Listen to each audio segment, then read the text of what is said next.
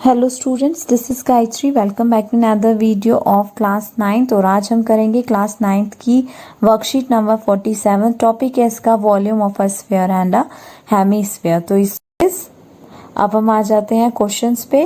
Question number first is find the volume of a sphere whose radius is 7 centimetre. तो यहाँ पर हमें जो रेडियस है स्फीयर का वो 7 सेंटीमीटर दिया हुआ है, हमें वॉल्यूम फाइंड करना है।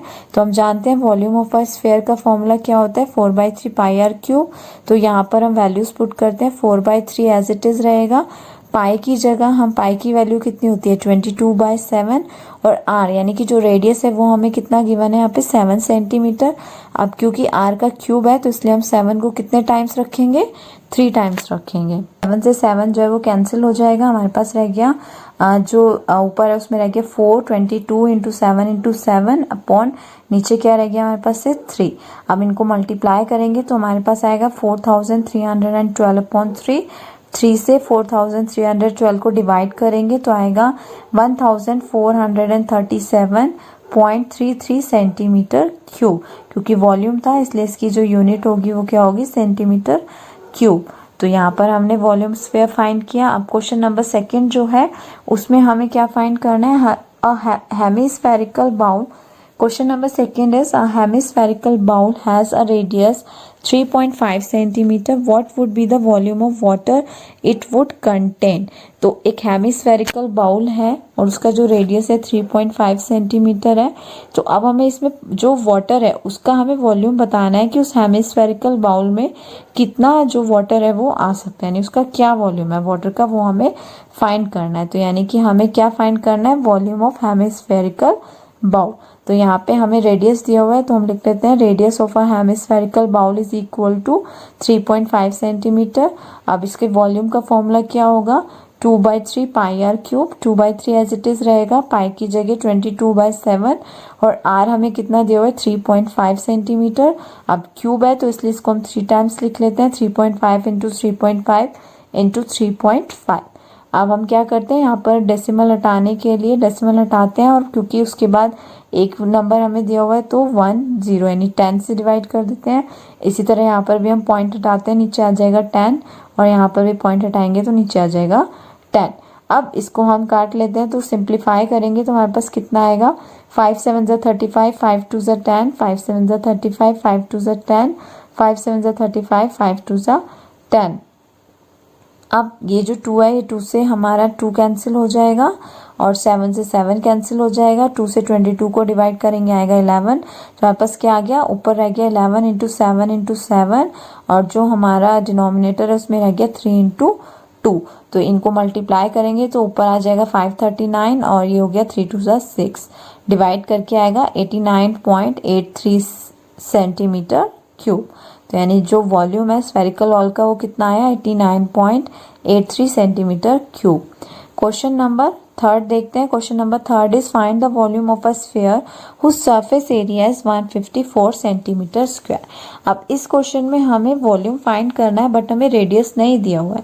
यहाँ पे हमें क्या दिया हुआ है, सरफेस एरिया दिया हुआ है 154 सेंटीमीटर स्क्वायर। तो अब हम क्या करते हैं, सरफेस एरिया का जो फॉर्मूला होता है वो क्या होता है, जो सरफेस एरिया होता है वो किसके इक्वल होता है, 4 पाई आर स्क्वायर की। तो 4 पाई आर स्क्वायर की वैल्यू हमें कितनी दी हुई है, 154 गिवन है।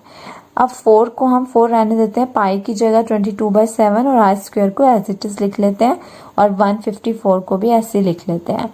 अब यहाँ से आर स्क्वायर को हम इधर रहने देते हैं और 4 इंटू 22/7 जो है उसको हम इक्वल टू से दूसरी तरफ ले जाते हैं। तो 154, अब ये जो 7 डिवाइड में है तो ऊपर आके मल्टीप्लाई में हो गया और जो 4 और 22 हैं वो कहाँ आ जाएंगे, नीचे डिवाइड में आ जाएंगे। 154 को 7 से मल्टीप्लाई करेंगे तो आएगा 1078 और नीचे आ गया डिनोमिनेटर में 88 डिवाइड करके आएगा R square is equal to 12.25। अब आर स्क्वायर दिया हुआ है तो अब आर निकालने के लिए हम इसका रूट कर देते हैं। 12.25 का रूट निकालेंगे तो कितना आएगा, रूट निकाल लेते हैं, पेयर बनाते हैं। 3 3 से 9, 12 में से 9 माइनस करेंगे 3, ऊपर पॉइंट आ गया। आगे जो नंबर का पेयर है उसको लिख लेते हैं 25 को। अब 3 और 3 को ऐड करेंगे 6 अब 6 के आगे हम क्या नंबर लें कि हमारा 325 है, तो इसको हम 5 पे चलाते हैं। 65 5 ज़ा 325, तो ये एग्जैक्टली इसका जो रूट है वो हमने फाइंड कर लिया। कितना आया? 3.5 सेंटीमीटर। अब हमारे पास रेडियस आ गया है तो हम वॉल्यूम निकाल सकते हैं। तो वॉल्यूम का फॉर्मूला क्या होता है? Volume of a sphere is equal to 4/3 pi are cube. 4/3 pi की जगह 22/7 और आर की जगह 3.5 इंटू 3.5 इंटू 3.5। 5 से इसको डिवाइड कर लेते हैं, सिंप्लीफाई करते हैं। 5 7 ज़ा 35, 5 2 ज़ा 10, तो यहाँ पे भी 7 2 ज़ा 10, 7 एंड 2। अब जो हमारा 2 से 4 को कैंसिल करते हैं, 2 2 ज़ा 4, फिर 2 से 2 कैंसिल हो गया और ये 2 से 22 को करेंगे 11, 7 से 7, तो हमारे पास रह गया 11 इंटू 7/3, तो आ गया 539/3। डिवाइड करेंगे तो आएगा 179.66 सेंटीमीटर क्यूब। अब जो नेक्स्ट क्वेश्चन है, लास्ट क्वेश्चन है, उसमें दिया है the numeric value of volume and surface area of a sphere is equal, find the radius of the sphere. अब हमें क्या बोल रहे हैं कि जो न्यूमेरिक वैल्यू है वॉल्यूम की और जो सरफेस एरिया स्फीयर की, वो दोनों इक्वल है।